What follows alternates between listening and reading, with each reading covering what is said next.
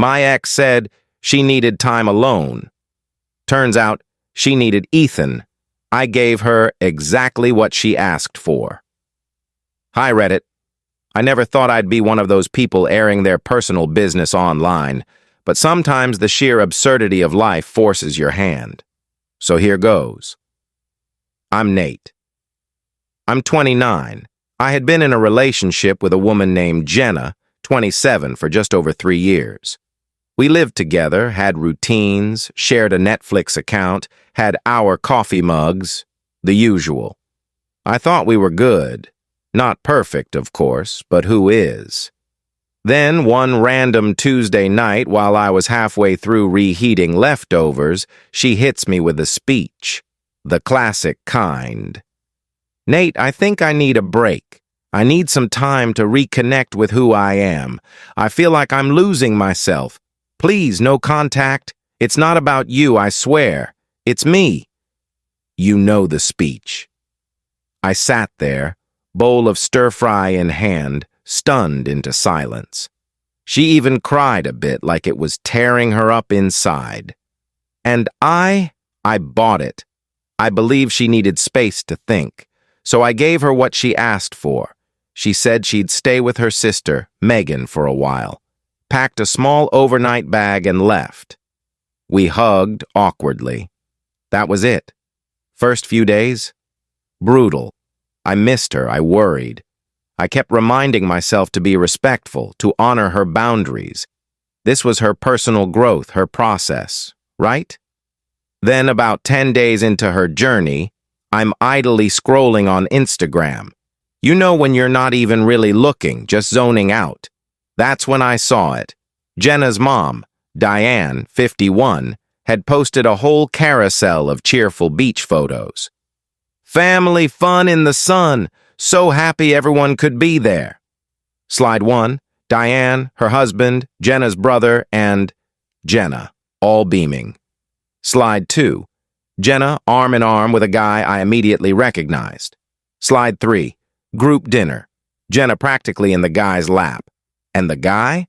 Diane had tagged him. Eli, 27th. Eli, Jenna's high school ex, the one she once told me was just a dumb teenage fling.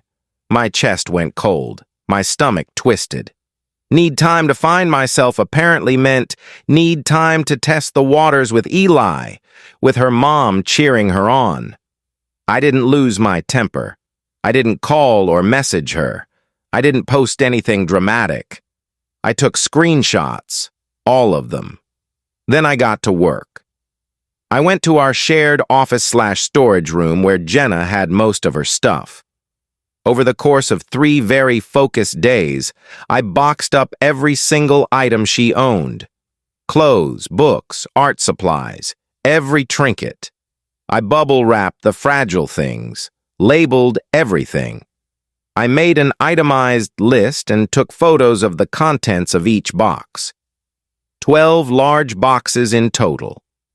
I hired a courier to deliver them to her parents' house, where I assumed she'd return based on the beach photos. Shipping cost me $300. Worth it. Fully tracked, insured. Once I saw the delivered notification and signature, thanks, Diane, I logged onto Facebook and changed my relationship status to single. Then I blocked Jenna, blocked Diane, blocked Eli, deleted Jenna's number, erased our photos from my phone, except a few I saved on an external drive, just in case. And then, silence. For 3 solid weeks. Glorious peace. I hit the gym again, reconnected with some buddies, buried myself in work. I started sleeping better. Then, late one night, my phone rang. Unknown number. Hello? Nate, it's me, Jenna. Her voice was hesitant, like she expected me to sound relieved, like I'd drop everything because she was finally ready. Oh, I replied, calm as you like. What can I do for you? I've had time to reflect. I want to work things out. I think we can fix this. There was a pause. I let the silence stretch. Jenna, I said flatly, there's nothing to fix. What? Nate, I said I needed a break. That's not the same as a breakup. You asked for no contact, to find yourself. I respected that. I gave you space. In that time, I also made some decisions. You mean like realizing how much you love me? Number. Like realizing I don't want to be with someone who lies to my face and jets off to a beach with her ex. Silence. Then, how did you even know about that? Your mom. Diane tagged Eli in her vacation album. Public post. Oh my God, she's terrible with social media. She didn't mean... Clueless or not, it was clear. You didn't go find yourself. You went to see if Eli was still Eli while I was on pause, like a backup plan. That's not true. He was just there. It was a family thing. Jenna, you made decisions. You didn't just fall onto his lap at dinner. I was confused, okay? I didn't know what I wanted. And I gave you room to figure it out. I also figured out something. Like how I don't want to be someone's placeholder. But my stuff... Wait, you sent it all to my parents? You didn't have the right. I absolutely did. It's all there. Inventory, bubble wrap, insurance. Your dad signed for it. Your grandma's earrings, box 7, middle layer, individually wrapped. You're unbelievable. That was petty. Vindictive. I was planning to come back. You said no contact. I respected that. Figured you wouldn't want reminders of a life you weren't sure you wanted. You're a jerk. 3 years of my life. I gave you 3 years too. I didn't end it with a reunion tour. Then a new voice cut in. Nate, this is Diane. What the hell are you doing to my daughter? Here we go. With respect, Diane, this is between Jenna and me. And frankly, it's already been handled. You had no right to pack her things. She's devastated. She told me she needed space. She found Eli's arms instead. I sent her belongings to your house as a courtesy. She was just trying to get clarity. Eli's an old friend. This is a misunderstanding. Your Instagram told a different story, multiple times. Well, I never. Jenna needed comfort. She was lost. And now she's free to continue her journey with all her designer bags safely returned. You need to apologize, Nate. She was giving you another chance. She was giving me a chance? Oh, Diane, there's nothing left to salvage. Jenna made her bed. Click. Blocked the number. Again. Another week passed. Then one night around 9 p.m., I came home to find, Jenna sitting outside my apartment. And next to her, Diane, arms crossed like some PTA warrior. Me. Evening. Jenna, we need to talk, face to face, not on the phone where you can just hang up. Diane, your behavior has been unacceptable, cruel. I already said everything I needed to say. No drama, no yelling. You two are creating a scene. Jenna, Eli means nothing. I was vulnerable. My mom said it'd help me clear my head. Me, helping a daughter means sneaking her off to the beach with an ex. Jenna, we can rebuild. Please. No. Diane, Jenna told people you were controlling, that you kicked her out. I respected her request for space. I paid to ship her stuff, changed the locks for security. You what? Yeah, your key won't work anymore. Jenna, my planter, the ceramic one I made, wasn't in the boxes. The ugly green one? Box 3, 10 layers of wrap. I took pride in that packing job. Oh, I didn't open all the boxes yet. Diane, how dare you insult her artwork? Stating facts about a box label. Anyway, I'd like to go inside now. Jenna tried to grab my arm. Please, Nate. Eli is a joke. Lives in his mom's basement. I want you. Not my problem anymore. Choices, Jenna. You made yours. Diane. We have mutual friends. Would be a shame if they heard how you treated Jenna. Oh? I've got documents, screenshots, signed delivery receipts, inventory lists, started recording calls after the last stunt. Their faces, pale. You wouldn't. I will. Now I'm going inside. 5 minutes to leave before I call building security. Closed the door behind me, leaned against it. Exhale. They left, eventually. Thought that was the end. Nope.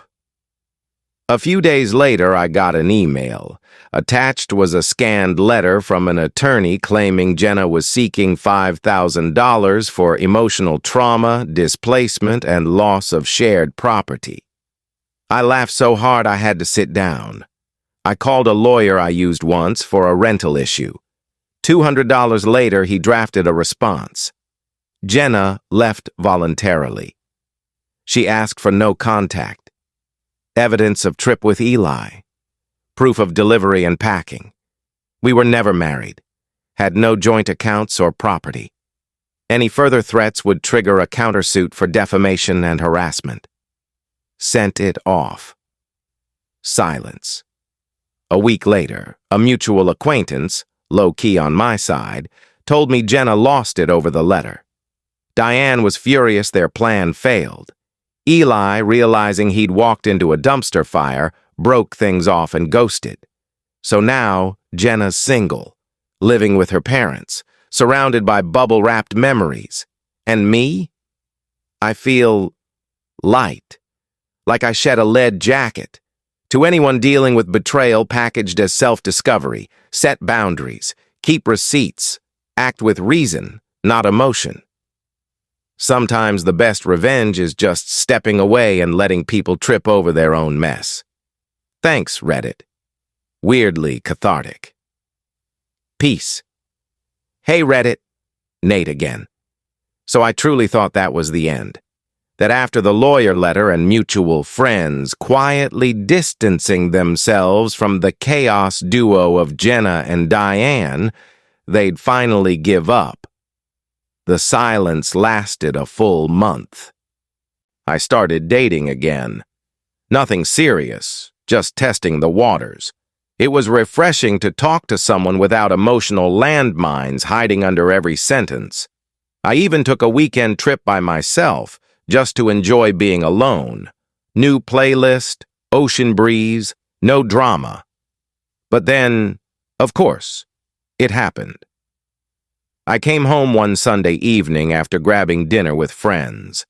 As I unlocked my apartment door, I noticed something taped to the frame. A handwritten letter, no envelope, from Jenna. It read like the script of a melodramatic indie film. Apologies, regrets. A few lines about how we always laughed during movie nights and the way you made tea just right. Then came the kicker. I'm pregnant. I think it's yours. Please talk to me. I sat down on my couch and just stared at the paper for a full 5 minutes. I hadn't seen her in person in over 2 months. We hadn't been physically intimate in almost 3. But somehow she thought it might be mine. Right. I didn't respond. Instead, I contacted my lawyer, who helped me draft a neutral response requesting medical confirmation and documentation. We sent it to the return address she scribbled at the bottom of the note. Her parents' place, of course. About a week later, her actual response came through. A second letter. This time, the truth slipped through. It's not yours, but I didn't know who else to turn to. You were always stable, dependable. I made a mistake. I didn't even feel anger, just disappointment that I'd once loved someone capable of weaponizing something as serious as pregnancy just to get attention. She was flailing, desperate to rewind time. But there's no rewind button for betrayal. I shredded the note, blocked the number she texted from a day later. But the story doesn't end there. The plot twist. No one asked for. About 2 weeks after the fake pregnancy stunt, a knock came at my door. I checked the peephole. No one. Weird. I opened the door and looked down. On my welcome mat sat a cardboard box. No return label. Inside, a ceramic planter. The infamous hideous green one. Except, it was shattered. Not due to poor packing, this thing had been smashed intentionally. Still had bits of bubble wrap clinging to it like sad bandages. Taped to it, a post-it. Just like you broke us. Signed, J. I stared at the shards. The irony was poetic. She accused me of destroying something she'd clearly broken herself, and somehow thought I'd be the one left hurt. I picked up the box, dropped it into the trash chute, and let it go, literally and symbolically. I hope. Peace. At last. It's been 6 weeks now. No new letters, no more doorstep surprises, no lawyer nonsense. I heard through another mutual contact, shout out to Qley, you're the real MVP, that Eli officially moved on. He's now dating someone else entirely. Apparently, when he heard about the fake pregnancy stunt, he deleted Jenna's number and never looked back. Jenna, from what I hear, is still living at her parents' place. Diane's social media has gone dark, probably wise. As for me, I'm seeing someone new. Let's call her Mariah. She's smart, kind, and emotionally mature. What a concept. She knows a bit about the Jenna saga, but she doesn't define me by it. We laugh a lot. There's no guessing, no drama. I feel grounded again, like I reclaimed my life from someone who thought they could pause it for their convenience. To anyone reading this, you don't owe anyone your peace of mind, especially not someone who repeatedly disrespects it. Block numbers. Send the boxes. Keep the receipts.